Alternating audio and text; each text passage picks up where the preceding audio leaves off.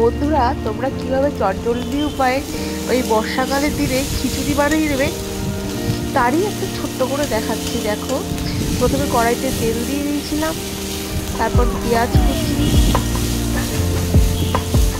কাঁচা লঙ্কা, শুকনো লঙ্কা ফোড়ন দিয়েছি, আর সাথে আলু, মুসুর ডাল, মুগ ডাল আর চাল একসাথে করে তেলের মধ্যে দিয়ে দিয়েছি।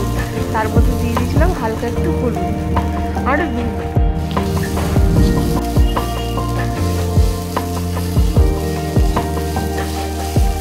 এবার সেগুলো দিয়ে ভাজতে ভাজতে ভাজতে ভাজতে কড়াইতে যখন ভাজা হয়ে যাবে তখন দেখবে চালগুলো, ডালগুলো হালকা হালকা নড়ে নড়ে উঠছে। তখন তুমি বুঝতে পারবে যে ভাজা ভাজা হয়ে গেছে। দেখো তোমরা লক্ষ্য করো, চালগুলো নড়ে নড়ে উঠছে। ওই দেখো চালগুলো নড়ছে। তখন বুঝতে পারবে যে ডালটা ভাজা হয়ে গেছে।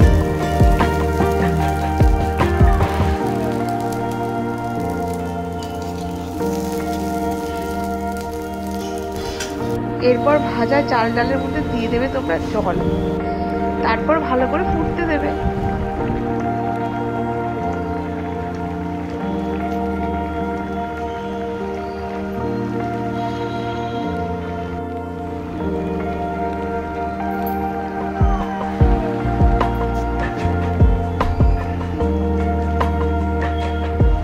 এইভাবেই তৈরি হয়ে গেল বর্ষাকালে গরম গরম চটজলদি খিচুড়ি।